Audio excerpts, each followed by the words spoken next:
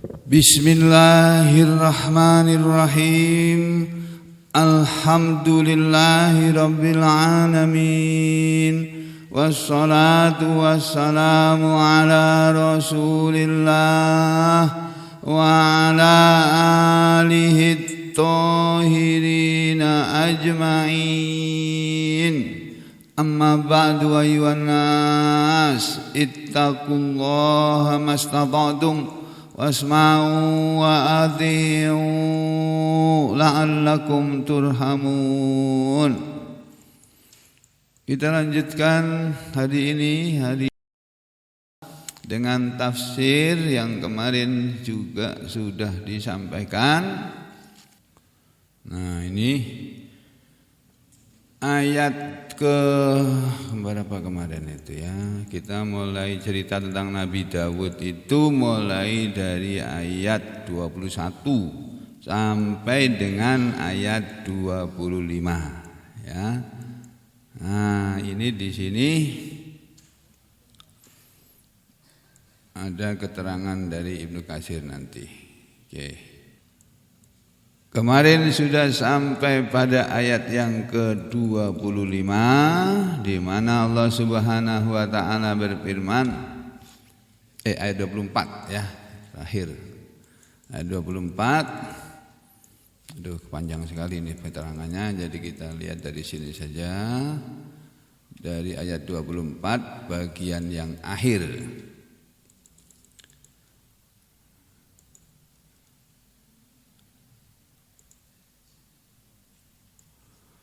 A'udzu billahi minasy syaithanir rajim. Qala laqad zalamaka bisu'ali na'jatika ila ni'ajih wa inna katsiran minal khulata'i la yabghi ba'duhum 'ala ba'din illa alladzina amanu wa 'amilus solihati wa qalilum ma hum wa dhanna Dawud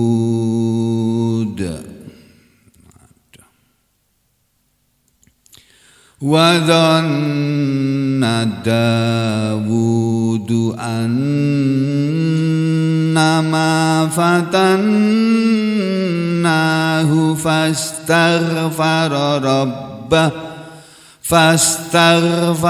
rabbahu wa kharra raki'an wa anab faghfarna lahu dzalik wa inna lahu indana lazulfa wa husna ma'ab.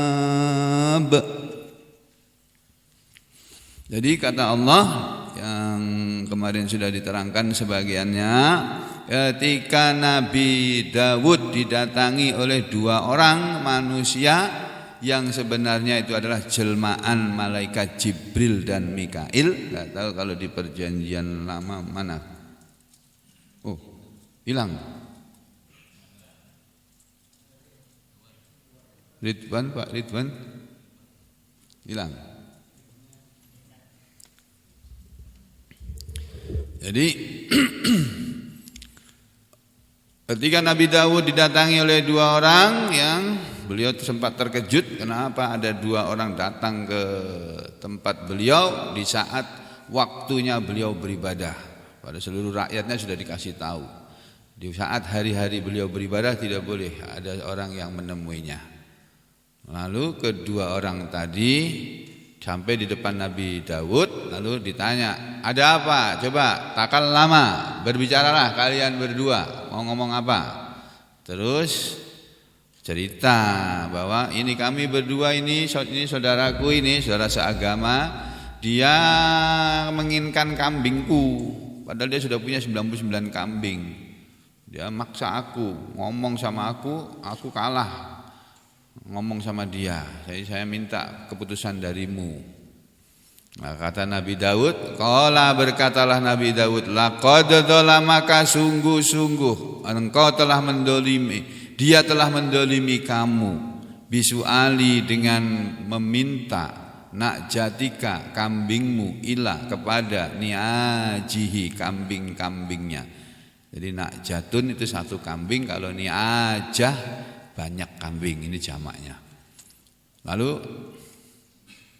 ini Nabi Daud mengatakan perkataan beliau selanjutnya, wa inna dan sesungguhnya katsiron kebanyakan minal khulata dari percampuran, al khulata dari kata khalata yakhlutu itu bercampur, dan sesungguhnya kebanyakan dari orang-orang yang bercampur atau orang-orang yang berserikat. Kalau sekarang bisa sampai kepada yang berkoalisi, yang kelompok-kelompok yang bergabung begitu ya.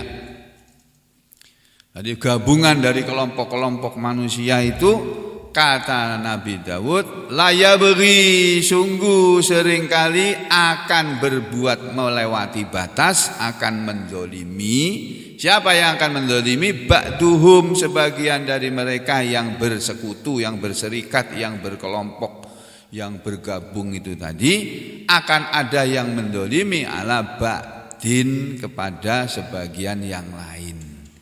Illa kecuali kalau kelompok-kelompok itu tadi, gabungan-gabungan dari manusia-manusia yang bergabung atau berkelompok atau bersekutu tadi adalah kelompok alladzina orang-orang yang amanu mereka beriman, wa amilus solihati dan mereka beramal soleh. Jadi kalau kelompok orang beriman dan orang beramal soleh enggak akan mendolimi, tidak akan ada perbuatan dolim di dalam sana dari seseorang atau sebagian dari mereka kepada sebagian yang lain. Itu Pak. Saya ingat betul tafsir ayat ini diterangkan oleh guru saya waktu saya masih mahasiswa. Terrekam betul, enggak lupa sampai hari ini. Jadi kalau saudara berbisnis ya, membentuk PT perseroan terbatas ya. Mana? Pak Edi mana? PT ya, betul Pak ya. Perseroan terbatas. CV, nah, CV udah lupa lagi singkatannya apa itu. Ya, CV apalagi. Pokoknya usaha bersama misalnya gitu ya. Hati-hati, Allah sedang ingatkan kepada kita. Pada setiap gabungan dari kelompok-kelompok manusia, pada setiap ada perkumpulan, percampuran dari setiap manusia, hati-hati, akan ada yang mendolimi atau berbuat dolim, berbuat curang sebagian dari mereka terhadap sebagian yang lain. Awal mulanya sih ya, nanti begini ya. Terus akhirnya bagaimana? Mencurangi. Sampai sehari ini juga begitu. Dalam pemerintahan ada koalisi. Dalam satu pemerintahan ada koalisi partai-partai. Nanti akan ada koalisi yang berbuat curang, menyeberangkah, bagaimanakah kayak gitu. Jadi tidak menyepakati kesepakatan yang sudah disepakati. Nah, kita diajari oleh Allah jangan begitu. Kalau kita sudah bersepakat, ya ditaati kesepakatan itu. Nah, sudah bersepakat kok. Ya, makanya Allah menceritakan kisah Nabi Daud ini kepada kita, karena Nabi Daud punya kata-kata bijak yang direkam oleh Allah, diabadikan oleh Allah dalam Al-Quran. Di antaranya kalimat ini, wa inna katsiran minal khulata la yabghi ba'duhum ala ba'd illal ladzina amanu wa amilus solihat wa qalilum mahum. Nah, ditambah lagi di belakangnya. Wa qalilun, dan sedikitlah apa yang hum mereka. Maksudnya, dan sedikitlah mereka yang seperti itu, yang kalau bekerja sama akan bekerja sama dengan baik, yang kalau bergabung akan terjadi gabungan yang baik, yang kalau berkumpul akan terjadi perkumpulan yang baik. Itu cuma sedikit, kata Allah. Kebanyakannya itu kacau. Ada orang ini dituduh, sampean ya mau ngerebut ya? Apa enggak ada ngerebut? Enggak pernah saya itu berada dalam urusan seperti itu. Mau ngerebut apa? Sekarang ngerebut bener, enggak malu lagi dia. Astagfirullahaladzim. Jadi sekarang manusia sudah enggak punya malu, Pak. Banyak manusia sudah enggak punya malu. Nah, kata Nabi Muhammad SAW, al-haya'u minal iman. Rasa malu itu bagian dari iman. Kalau orang sudah enggak punya rasa malu, enggak ada imannya lagi, itu sudah.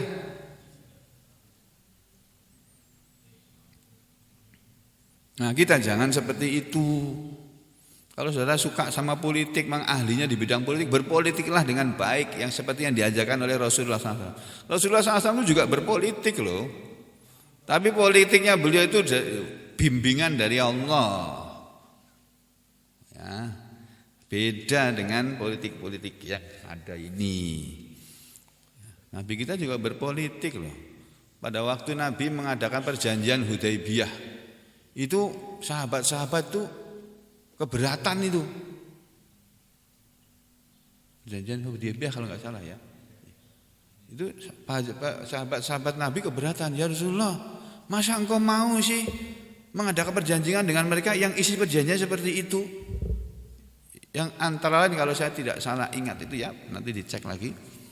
Dalam perjanjian Nabi dengan orang-orang musyrik Mekah itu ada salah satu klausul atau apa, salah satu poinnya itu bahwa kalau ada orang Mekah ya menuju ke Madinah, Nabi harus mengembalikan orang itu ke Mekah. Tapi kalau ada orang Madinah ke Mekah, ada orang Mekah yang sudah hijrah bersama Nabi ke Madinah, kemudian dia balik ke Mekah, orang musyrik Mekah tidak berkewajiban mengembalikan dia ke Madinah. Bahkan Nabi tidak boleh mengambil orang itu balik ke Madinah. Paham maksudnya? Jadi ketika Nabi kita sudah hijrah, kan sebagian orang Mekah hijrah ikut Nabi ke Madinah.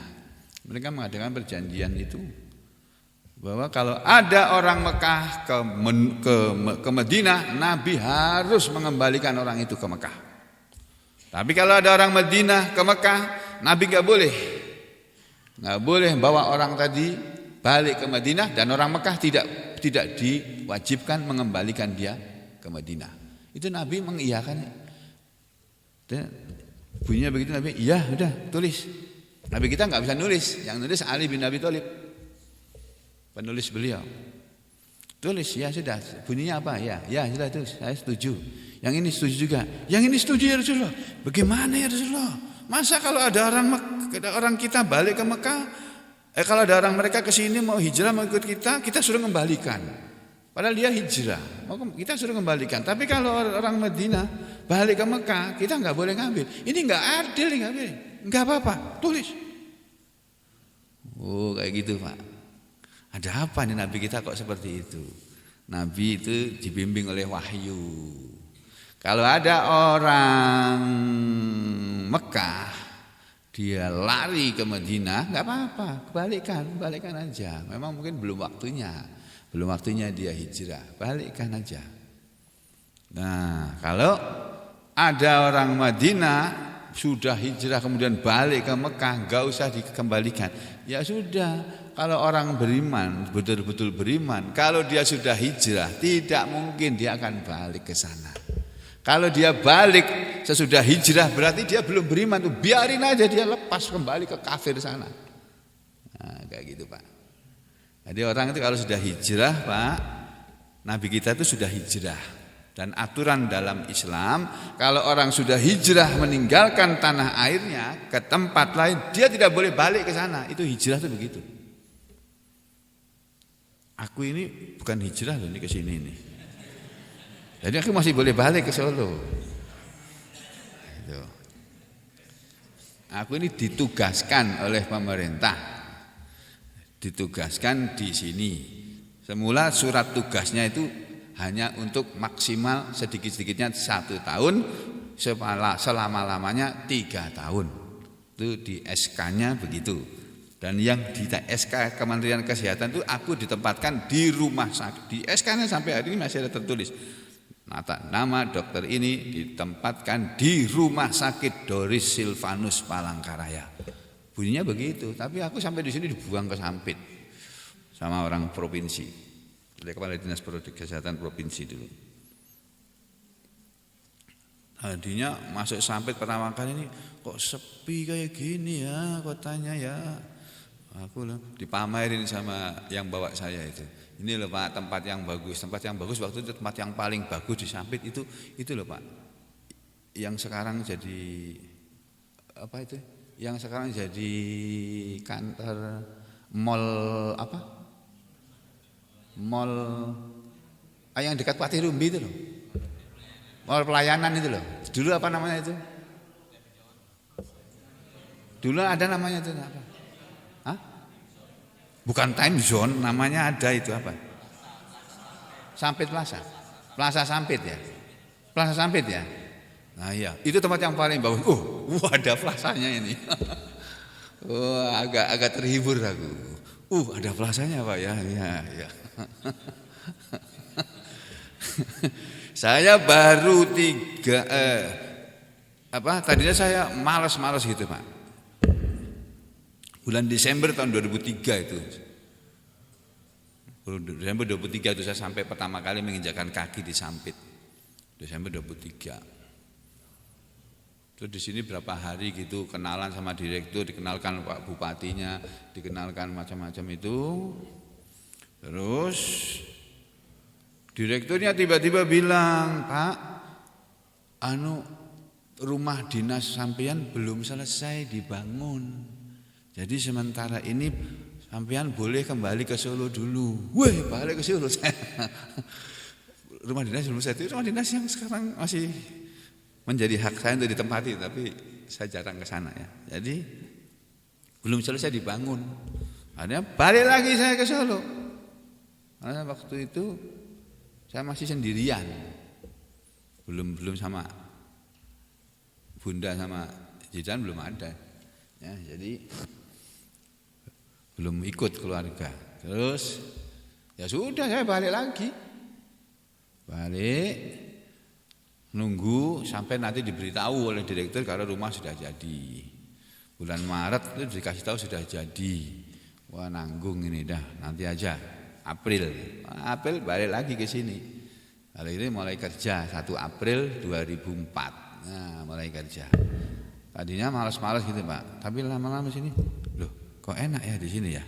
Nah, kok enak ternyata di Sampit ini. Enaknya apa? Pasiennya sedikit, kerjanya nggak capek, dan mau pamit-pamit gampang. Itu kan paling enak Pak. Kerja di tempat yang pamitnya gampang, kerjanya sedikit, nah kan enak itu. Dibayar tapi udah akhirnya yang semula mau 1 tahun atau 3 tahun jadi sampai sekarang ini 16 tahun Pak. 16 tahun nggak balik lagi. Sekarang ini mau balik ke Solo, mau buka lahan baru, malas saya sudah di sini aja sudah, biar sampai mati mungkin menyusul Bunda di situ nanti. Bunda udah di sini ya gimana?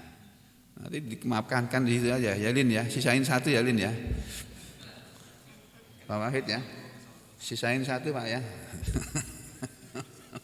Nggak tahu kalau nanti takdirnya dibawa ke Solo. Aduh.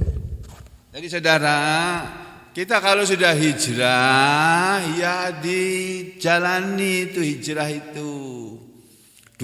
Hijrah itu kalau zaman Nabi meninggalkan Mekah menuju Madinah. Nah, kalau sekarang hijrah itu Nabi sudah mengatakan laisal laisal hijrata ba'dal fathi. Tidak ada lagi hijrah sesudah Fathu Mekah. Walakin akan tetapi jihadun wa niyatun. Yang ada tinggal jihad dan niat. Wal muhajiruna, sedangkan yang dimaksud orang yang berhijrah sekarang ini adalah man hajara ma nahallahu anhu. Orang yang berhijrah adalah sekarang ini orang yang berhijrah meninggalkan dari apa yang Allah larang.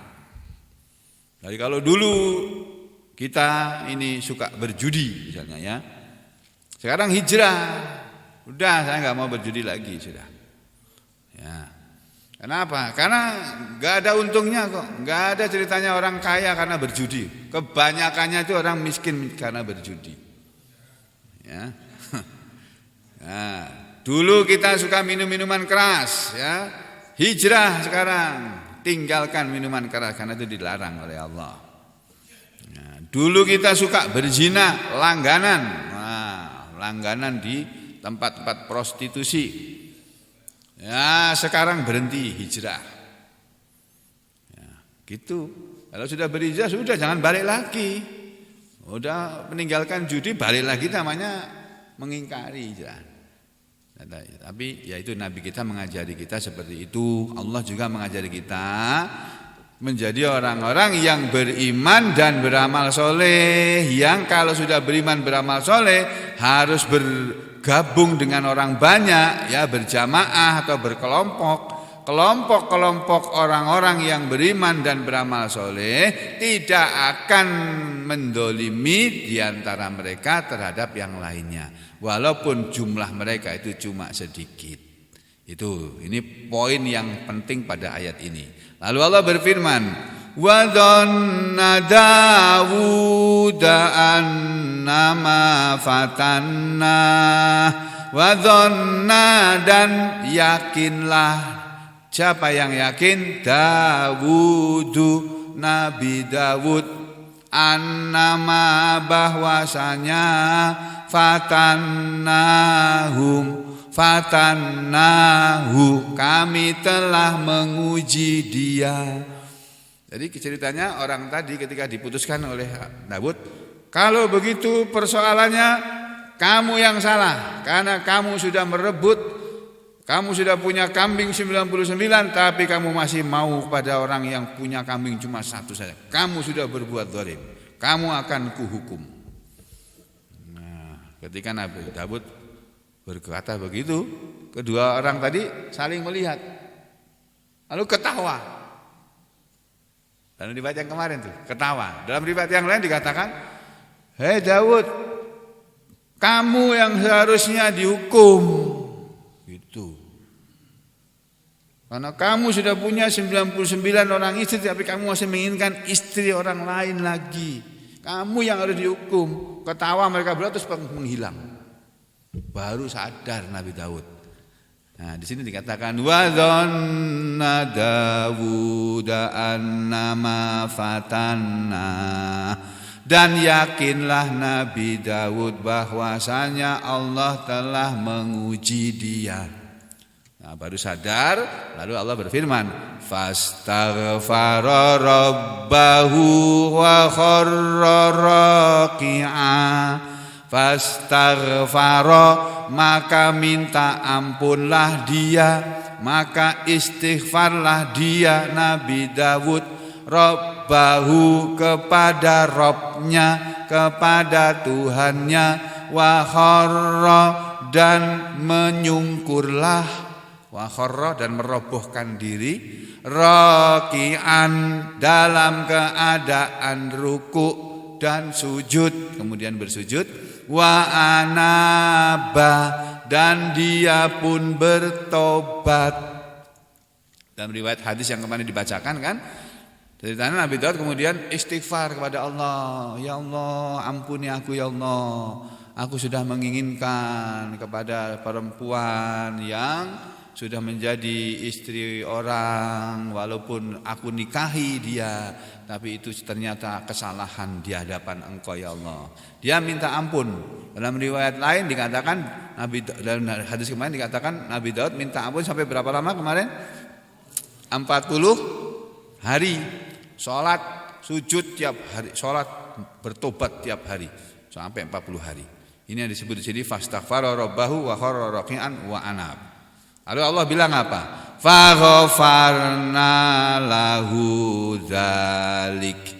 Faghafarna, lalu kami pun mengampuni lahu kepada dia Nabi Daud dzalika, dosa itu. Jadi Allah sudah mengampuni Nabi Daud. Ya, Nabi Daud bukan merebut istri orang, bukan. Tapi beliau menginginkan, dia senang kepada perempuan yang kebetulan sudah menjadi istrinya prajuritnya, tentaranya, anak buahnya. Nah, terus itu dalam riwayat-riwayat Israiliyat yang kemarin ceritakan itu, dia menyuruh tentaranya perang dengan tujuan biar mati.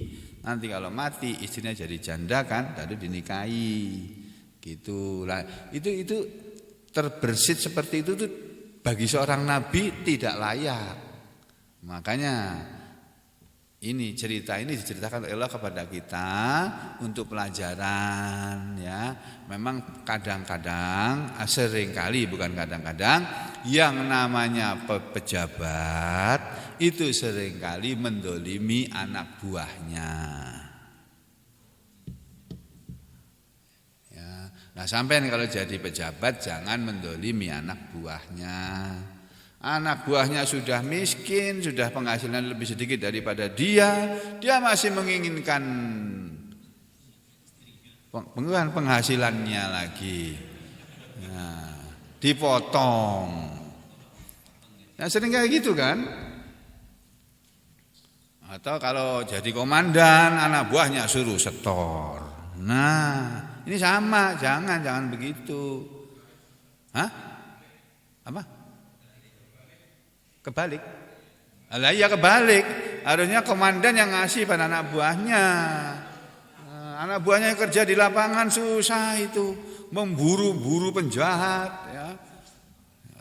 Sudah setor. Tapi kayaknya kayak begitu umum sudah itu ya Pak ya.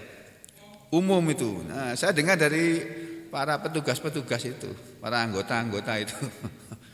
Aduh, jenderal-jenderal tentara juga begitu. Kecuali Jenderal M. Yusuf, Panglima M. Yusuf itu, Masya Allah, itu terkenal itu beliau itu. Jenderal tapi perhatian sekali sama tentara itu. Diperbaiki semua rumah-rumah prajurit itu di masanya dia itu. Ya, tapi orang baik kayak gitu tuh cepat mati, Pak. Aduh. Yang jahat-jahat tuh mati-mati, Pak. Aduh. Yang jahat-jahat tuh enggak mati-mati itu, Masya Allah. Berkuasa terus lagi, aduh. Ya Allah, ya. Jadi Allah bilang faghafarna lahu dzalik, maka kami pun telah mengampuni Nabi Daud dosa itu. Wa inna, dan sesungguhnya lahu, untuk dia, untuk Nabi Daud, indana, di hadapan kami di akhirat nanti, la zulfa, sungguh ada sedekat-dekat, ada yang terdekat, wa husna, dan yang terbaik. Apa yang dekat dan terbaik? Ma'abin, tempat kembali. Sesungguhnya bagi Nabi Daud di hadapan kami di akhirat nanti ada maaf, tempat kembali yang terdekat dan terbaik. Ini tafsirnya, kita lihat ayat 24 tadi ini dikatakan di sini ya. Fastaghfara rabbahu raqi'a, maka Nabi Daud pun istighfar kepada Allah, ya, Tuhannya, wa kharra, dan dia pun menjatuhkan dirinya raqi'an, dalam keadaan ruku'. Dalam tafsir Al-Baghawi dikatakan ayatnya berbunyi raqi'an tapi maksudnya sajidan. Nabi Daud itu sujud. Ya. Lalu dikatakan kenapa kok ayatnya berbunyi raqi'an ruku' tapi maknanya adalah sajidan? Karena abara birruku' anis sujud. Sudah biasa dalam kalangan orang Arab maupun dari Allah maupun dari Rasul seringkali mengibaratkan ruku' dari sujud. Yang dimaksud adalah sujud, tapi yang disebut dengan kata-kata ruku'. Nabi juga pernah berkata, fal yarka rakaataini, maka silakan dia ruku' 2 rakaat. Maksudnya sujud sholat 2 rakaat, tapi Nabi menggunakan kata-kata fal yarka, maka hendaknya dia ruku', maksudnya dia sholat dengan ruku' dan sujud gitu. Ya, jadi itu biasa dalam bahasa Arab. Wa maknahu, dan makna dari kharra raqi'an tadi adalah fa kharra, maka merobohkan dirilah Nabi Daud ba'da makana raqi'an, sesudah dia dalam keadaan ruku', yaitu sajada, dia bersujud, wa anab, dan dia pun bertobat. Ya, anab artinya roja'a wa taba. Nabi Daud kemudian kembali kepada Allah, wa taba, dan bertobat. Jadi Nabi Daud sudah bertobat atas kesalahannya ini, dan Allah sudah menyatakan juga di ayat berikutnya, faghfarna lahu dzalik, ya, faghfarna, maka kami pun telah mengampuni lahu kepada dia, dzalika, itu apa? Yakni dzalika dzamba, itu dosa Nabi Daud itu sudah kami ampuni. Wa innalahu, dan sesungguhnya untuk dia, untuk Nabi Daud, ya, nanti di akhirat akan mendapatkan indana, di hadapan kami, yaumal kiamati, pada hari kiamat, la zulfa, sungguh ada sedekat-dekat, la kurbata, sungguh ada sedekat-dekat, wa makanata, ya, dan ada tempat, sedekat-dekat tempat maksudnya, wa husna, dan sebaik-baik, ma'abin, tempat kembali, husnu marji'in. Husna ma'ab adalah husnu marji'in, tempat kembali, tempat pulang, wa munqalabin, dan tempat kembali, tempat balik atau tempat pulang yang lebih baik. Jadi dari ayat ini ada keterangan di sini, dan sesungguhnya bagi Nabi Daud di akhirat nanti akan ada tempat kembali yang baik, yaitu di surga sana. Tempatnya Nabi Daud nanti adalah di surga walaupun pernah berbuat salah. Kenapa? Karena dia sudah minta ampun. Dan kalau orang sudah minta ampun sebagaimana diterangkan di sini, ya, kan Allah bercerita di sini nih, perhatikan Pak, ya, ini. Faghfarna lahu dzalik, maka kami pun mengampuni kepadanya dosa itu. Wa inna lahu, dan sesungguhnya bagi dia, ba'dal maghfirati, sesudah minta ampun. Jadi kalau kita berbuat dosa, segera minta ampun. Sadar, ya Allah, saya sudah salah, ya Allah, saya sudah berdosa. Minta ampun, ya Allah, saya minta ampun, ya Allah, saya istighfar. Minta ampun kepada Allah sungguh-sungguh. Orang kalau sudah minta ampun kepada Allah, apa yang akan diberikan? Ini ada husna ma'ab, ada zulfa wa husna ma'ab. Makanya nanti di ayat lain juga begitu. Di surat Nuh ini loh, Pak. Surat Nuh ini nih. Saya tunjukkan surat Nuh, itu surat yang ke-71, ya. Jadi ayat yang ke-11 itu ya. 11. Nih. Ya Allah, Nabi Nuh kan bilang, "Tsumma inni a'lantu lahum wa asrartu lahum israra." Kemudian sesungguhnya aku ini, ya Allah, a'lantu lahum, aku sudah menerangkan dengan jelas kepada mereka tentang agama ini, tentang perintah-perintahmu dan larangan-laranganmu. Wa asrartu lahum, dan aku sudah berbicara rahasia juga kepada mereka, dengan diam-diam berbicara, israran, dengan rahasia. Fakultu, maka aku pun sudah berkata kepada kaumku, ya Allah, istaghfiru rabbakum, istighfarlah kalian kepada Tuhan kalian, minta ampunlah kalian kepada Tuhan kalian, innahu kana ghaffara, sesungguhnya dia Tuhan kalian itu adalah Maha Pengampun. Saudara perhatikan apa? Ada ajaran Nabi Nuh kepada umatnya supaya istighfar kepada Allah.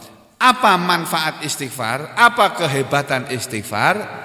Kalau orang suka istighfar, yursilis samaa alaikum midrara, nanti Allah akan mengirim air hujan kepada kalian dengan banyak, tapi tidak membuat banjir. Wa yumdidukum bi amwali wa banin, dan Allah akan memberi kepada kalian harta benda yang banyak dan anak-anak yang banyak. Tuh. Jadi kalau saudara kepengen dapat rezeki, pengen dapat pemberian dari Allah, banyak istighfar. Itu sudah saya buktikan, Pak. Bolak-balik saya istighfar, saya buktikan itu. Aku mau buktikan benar enggak ya? Istighfar itu akan mendatangkan rezeki. Istighfar betul aku, Pak. Istighfar, astagfirullah, astagfirullah, astagfirullah. Jangan dihitung berapa kali sudah.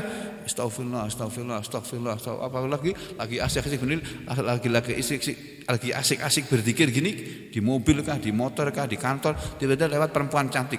Astagfirullah, astagfirullah, astagfirullah, astagfirullah. Tambah kencang lagi istighfarnya. Astagfirullah, astagfirullah, astagfirullah. Lagi sakit, astagfirullah, astagfirullah, astagfirullah. Gitu loh, Pak. Datang itu rezeki itu, betul itu, Pak. Sudah buktikan. Ini ibu-ibu yang dagang di pasar PPM, kalau dagangnya lagi sepi, istighfar sampean. Tapi yang dikerjakan bukan istighfar, ngerumpi. Yang enggak datang langganannya. Istighfar.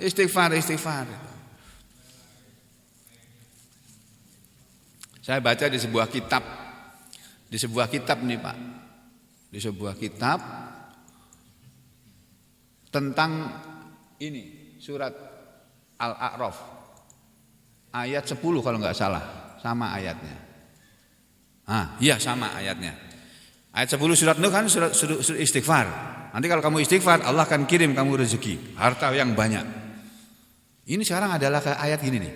Walaqad makkannakum fil ard, dan sungguh-sungguh kami Allah telah menempatkan kalian semua wahai manusia fil ardi, di muka bumi. Wa ja'alna lakum fiha ma'ayish, dan kami sudah menjadikan untuk kalian di bumi ini tempat penghidupan. Qalilam ma tashkurun, tetapi sedikit sekali kalian bersyukur.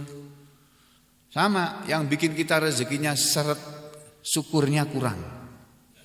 Kalau bersyukurnya kurang, ditahan rezekinya oleh Allah.